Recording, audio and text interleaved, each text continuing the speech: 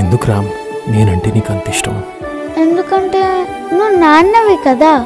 Watch our film Anaganaga, streaming now only on ETV Win.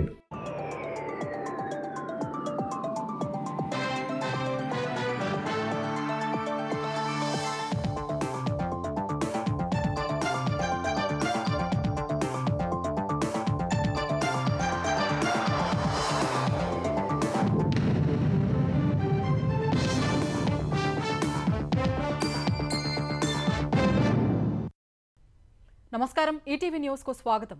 2047 నాటికి వికసిత్ భారత్ లక్ష్యాన్ని అందుకునే దిశలో దేశం పరుగులు పెడుతోంది.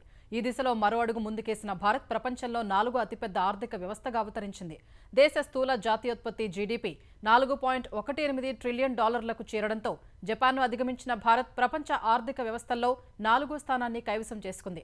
ప్రస్తుతం అమెరికా, చైనా, జర్మనీ మాత్రమే భారత్ కంటే ముందున్నాయి. ఇదే విషయాన్ని 10వ నీతి ఆయోగ్ పాలక మండలి సమావేశం తర్వాత నీతి ఆయోగ్ సీఈఓ బీవీఆర్ సుబ్రహ్మణ్యం ప్రకటించారు. ప్రపంచ అస్థిరత, సవాళ్ల మధ్య భారత ఆర్థిక వ్యవస్థ స్థిరంగా వృద్ధిని సాధిస్తూ మార్గదర్శిగా నిలుస్తోందని ఆయన చెప్పారు. ప్రపంచ దేశాల దృష్టిలో పెట్టుబడులకు గమ్యస్థానంగా మారినందునే భారత్ ఈ ఘనతను సాధించిందన్న సుబ్రహ్మణ్యం, ఇదే విధంగా ముందుకు సాగితే మరో 2.5-3 ఏళ్లలో జర్మనీని అధిగమించి 3వ అతిపెద్ద ఆర్థిక వ్యవస్థగా భారత్ అవతరిస్తుందని విశ్వాసం వ్యక్తం చేశారు. ఇదే విషయాన్ని సామాజిక మాధ్యమం ఎక్స్లో పోస్ట్ చేసిన కేంద్ర మంత్రి జితేంద్ర సింగ్, వికసిత్ భారత్ వైపు ఇది అతిపెద్ద అడుగు అని వివరించారు. ప్రపంచంలో 3వ ఆర్థిక వ్యవస్థగా భారత్ ఎదగడానికి ప్రధాని నరేంద్ర మోదీ దూరదృష్టి, నాయకత్వ పట్టమే కారణమని AP deputy CM Pawan Kalyan కొనియాడారు. ఆపరేషన్ సింధూర్ కేవలం సైనిక మిషన్ మాత్రమే కాదని మారుతున్న భారత్కు ప్రతిబింబమని ప్రధాని మోదీ ఉద్ఘాటించారు. ఆపరేషన్ సింధూర్ వేళ సైన్యం ప్రదర్శించిన ధైర్య సాహసాలపై ప్రతి భారతీయుడు గర్వపడుతున్నారని అన్నారు. ఉగ్రవాదానికి వ్యతిరేకంగా చేసే పోరాటంలో ఆపరేషన్ సింధూర్ కొత్త ఉత్సాహాన్ని నింపిందని 122వ మన్ కీ బాత్ కార్యక్రమంలో ప్రధాని పేర్కొన్నారు. ఆపరేషన్ సింధూర్తో దేశ ప్రజలందరూ భావోద్వేగానికి గురయ్యారని, సరిహద్దుల్లో అత్యంత ఖచ్చితత్వంతో పాక్పై భారత సైన్యం చేసిన దాడులు అద్భుతమని ప్రధాని కొనియాడారు. ఆపరేషన్ సింధూర్ సమయంలో జన్మించిన చిన్నారులకు సింధూర్ అనే పేరు పెట్టారంటే ప్రజల భావోద్వేగాలు అర్థం చేసుకోవచ్చని చెప్పారు. ఉగ్రవాదానికి వ్యతిరేకంగా యావత్ దేశం ఏకమైందన్న మోదీ, పాక్పై దాడుల్లో స్వదేశీయంగా అభివృద్ధి చేసిన రక్షణ పరికరాలు సత్తా చాటాయని వివరించారు. దేశంలో మావోయిస్టుల హింసాత్మక చర్యలు క్రమంగా తగ్గుతున్నాయన్న ప్రధాని దంతెవాడలో జవాన్లు చూపిన సాహసాన్ని కొనియాడారు. వోకల్ ఫర్ లోకల్ పిలుపుతో దేశంలో చాలా కుటుంబాలు తమ సెలవుల్ని భారత్లోనే గడపాలని ప్రతిజ్ఞ చేస్తున్నట్టు గుర్తు చేశారు. ప్రతి భారతీయుడు రోజువారీ జీవితాల్లో వీలైనంత వరకు స్వదేశీ వస్తువుల్ని వాడాలని ప్రధాని పిలుపునిచ్చారు. మన్ కీ బాత్లో ఈ నెల 21న విశాఖపట్నంలో నిర్వహించే యోగా దినోత్సవాన్ని ప్రస్తావించిన ప్రధాని మోదీ అందులో పాల్గొనబోతున్నందుకు సంతోషంగా ఉందన్నారు. ప్రకృతి సౌందర్యానికి ప్రసిద్ధిగాంచిన విశాఖలో యోగా చేయడం గొప్ప అనుభూతిని ఇస్తుందని విశ్వాసం వ్యక్తం చేశారు. ఈసారి ఏపీ సర్కారు యోగా ఆంధ్ర అనే ప్రత్యేక ప్రచారాన్ని ప్రారంభించిందన్న మోదీ, ప్రజలందరికీ యోగా ప్రాధాన్యం తెలపడం, ప్రతి గ్రామానికి, పాఠశాలకు యోగా సాధన పరిచయం చేస్తున్నారని చెప్పారు. ఈ ఉద్యమంలో 10 లక్షల మందికి పైగా యోగా అభ్యాసకులు పాల్గొనబోతున్నారని మోదీ వివరించారు.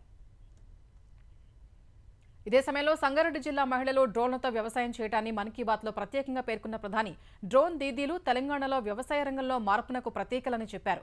వ్యవసాయంలో డ్రోన్ల వాడకంతో సమయం, డబ్బు ఆదా అవుతుందన్న మోదీ, సంగారెడ్డి మహిళల్ని ఇతర ప్రాంతాల మహిళలు స్ఫూర్తిగా తీసుకోవాలని సూచించారు.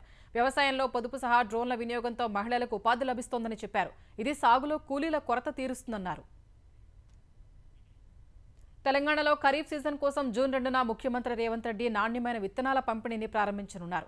ఈ కార్యక్రమంలో భాగంగా ప్రతి రెవెన్యూ గ్రామంలో 3 నుంచి 5 మంది అభ్యుదయ రైతులకు ప్రొఫెసర్ జయశంకర్ యూనివర్సిటీ తరపున విత్తనాల్ని అందజేయనున్నారు. ఈ మేరకు professor Jayashankar university VC Aldas Janaiah ఓ ప్రకటనలో తెలిపారు. విత్తన వారోత్సవాల్లో భాగంగా రైతులకు వరి, కంది, మొక్కజొన్న, పెసర, మినుము, ఆముదం, చిరుధాన్యాలకు సంబంధించిన సుమారు 8,500 క్వింటాళ్ల విత్తనాలు ఇప్పటికే సిద్ధం చేసినట్టు వీసీ జానియా స్పష్టం చేశారు. విత్తన పంపిణీ కేంద్రంలో జూన్ 3 నుంచి అందుబాటులో ఉంచనున్నట్లు తెలిపారు.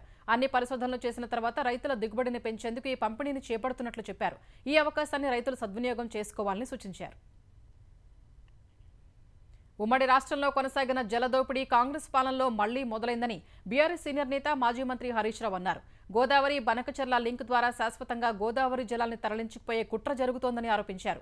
ఎలాంటి అనుమతులు లేకుండా నిబంధనలకు విరుద్ధంగా ఏపీ రాత్రికి రాత్రి టెండర్లు పిలిచి ముందుకెళ్తోందని తెలిపారు. గోదావరి బనకచెర్ల అంశంపై సీఎం రేవంత్ రెడ్డి, మంత్రి ఉత్తమ్ ఎందుకు మాట్లాడటం లేదని ప్రశ్నించారు. బీజేపీ నేతలు కూడా మాట్లాడడం లేదని, కేంద్ర మంత్రులు కిషన్ రెడ్డి, బండి సంజయ్కు బాధ్యత లేదా అని అడిగారు. ఈ అనుమతి లేకుండానే కేంద్ర ప్రభుత్వం 50% గ్రాంటుగా మరో 50% ఎఫ్ఆర్బీఎంతో సంబంధం లేని రుణాన్ని ఆ ప్రాజెక్టుకు ఎలా మంజూరు చేస్తుందని నిలదీశారు. ఈ అంశంపై కిషన్ రెడ్డి అఖిలపక్షాన్ని ఢిల్లీకి తీసుకెళ్లాలని డిమాండ్ చేశారు. గోదావరి బనకచెర్ల ప్రాజెక్టును ఆపాలని, లేదంటే ఢిల్లీలో కేంద్ర జలసంఘం కార్యాలయం ముందు బీఆర్ఎస్ ఆధ్వర్యంలో ధర్నా చేస్తామని హరీష్ రావు తెలిపారు. ఆ ప్రాజెక్టును వ్యతిరేకిస్తూ అసెంబ్లీని సమావేశపరిచి ఏకగ్రీవ తీర్మానం చేయాలని డిమాండ్ చేశారు. ముఖ్యమంత్రి చంద్రబాబు తన సొంత నియోజకవర్గం కుప్పంలో నూతన గృహప్రవేశం చేశారు. కుప్పం నియోజకవర్గం శాంతిపురం మండలం శివపురం వద్ద కొత్తగా నిర్మించిన ఇంట్లో గృహప్రవేశం చేశారు. కుప్పంలో సొంతింటి గృహప్రవేశం తమకు ఎంతో సంతోషాన్నిచ్చిందని చంద్రబాబు, ఆయన సతీమణి భువనేశ్వరి, మంత్రి నారా లోకేష్ తెలిపారు. గత 36 ఏళ్ల నుంచి తమ కుటుంబానికి అండగా నిలుస్తూ ప్రతి అడుగులో తోడుగా ఉన్న కుప్పం ప్రజల సమక్షంలో గృహప్రవేశం చేయటం సంతృప్తినిస్తోందని చెప్పారు. కల్మషం లేని మంచి మనుషుల మధ్య తమ కుటుంబం సభ్యులుగా భావించే ప్రజల ఆశీర్వాదంతో జరిగిన కార్యక్రమం సంతోషాన్నిచ్చిందన్నారు. కుప్పం ప్రజలు చూపించే ప్రేమ, ఆత్మీయత మరువలేనివని పేర్కొన్నారు. ఇది తమ కుటుంబ పండుగ కాదని అందరి పండుగని తెలిపిన చంద్రబాబు, కుప్పం నియోజకవర్గ ప్రజల దీవెనలు, ఆత్మీయత, అభిమానానికి శిరస్సు వంచి నమస్కరిస్తున్నట్టు తెలిపారు. ప్రధాని నరేంద్ర మోదీ నాయకత్వంలో ఆపరేషన్ సింధూర్ సందర్భంగా సైనిక దళాలు చూపిన పరాక్రమాన్ని ప్రశంసిస్తూ ఎన్డీఏ పాలిత రాష్ట్రాల ముఖ్యమంత్రులు, ఉప ముఖ్యమంత్రుల సమావేశం తీర్మానాన్ని ఆమోదించింది. ఈ తీర్మానాన్ని ప్రతిపాదించిన మహారాష్ట్ర ఉప ముఖ్యమంత్రి ఏక్నాథ్ సిందే ఆపరేషన్ సింధూర్ భారతీయుల ఆత్మవిశ్వాసాన్ని పెంచిందని కొనియాడారు. ప్రధాని మోదీ ఎల్లప్పుడూ సైనిక దళాలకు మద్దతుగా నిలిచారని పేర్కొన్నారు. ఆపరేషన్ సింధూర్ ద్వారా ఉగ్రవాదులకు వారిని పెంచి పోషిస్తున్న వారికి గట్టి గుణపాఠం చెప్పినట్లు తెలిపారు. అనంతరం పలువురు ముఖ్యమంత్రులు తమ రాష్ట్రాలు అమలు చేస్తున్న పథకాలపై ప్రెజెంటేషన్లు ఇచ్చారు. ఏప్రిల్ 22న పహల్గాంలో జరిగిన ఉగ్రవాద దాడిలో మరణించిన వారికి సమావేశం నివాళులర్పించింది. ఎన్డీఏ ప్రభుత్వం వరుసగా మూడోసారి అధికారంలోకి వచ్చి ఏడాది పూర్తయిన సందర్భంగా జరిగిన ఈ సమావేశంలో ప్రధాని మోదీతో పాటు కేంద్ర మంత్రులు అమిత్ షా, రాజ్నాథ్ సింగ్, జేపీ నడ్డా, 19 రాష్ట్రాల సీఎంలు, చాలా మంది ఉప ముఖ్యమంత్రులు పాల్గొన్నారు. జాతీయ స్థాయిలో చేపట్టే కులగణనపై కూడా ఈ భేటీలో తీర్మానాన్ని ఆమోదించారు. దేశ రాజధాని ఢిల్లీలో రాత్రి కురిసిన భారీ వర్షాలకు లోతట్టు ప్రాంతాల్ని వరద ముంచెత్తింది. ప్రధాన కూడళ్లు జలదిగ్బంధంలో చిక్కుకుపోగా ట్రాఫిక్ అంతరాయం ఏర్పడింది. ఢిల్లీ కంటోన్మెంట్లోని లోతట్టు ప్రాంతాల్లో రోడ్డుపై వరద చేరి ఓ బస్సు, కారు చిక్కుకుపోయాయి. ఈదురుగాలుతో కూడిన వర్షానికి అక్బర్ రోడ్డు సమీపంలో చెట్లు నేల కొరిగాయి. ఈ కారణంగా విద్యుత్ సరఫరాకు ఆటంకం ఏర్పడింది. ప్రతికూల వాతావరణం వల్ల ఢిల్లీ నుంచి విమాన రాకపోకలు ఆలస్యమవుతున్నాయి. దాదాపు 200 విమానాలు ఆలస్యంగా నడుస్తూ ఉండగా మరో 49 విమానాల్ని దారి మళ్లించారు. ఢిల్లీ విమానాశ్రయం సమీపంలోని ప్రధాన అండర్ పాస్ జలమయమై పలు కార్లు, బస్సులు చిక్కుకున్నాయి. రానున్న కొన్ని గంటల్లో ఉరుములు, మెరుపులతో కూడిన అతి భారీ వర్షం కురిసే అవకాశం ఉందని వాతావరణ శాఖ అంచనా వేయగా ఢిల్లీ ప్రభుత్వ వర్గాలు, అధికారులు అప్రమత్తమయ్యారు.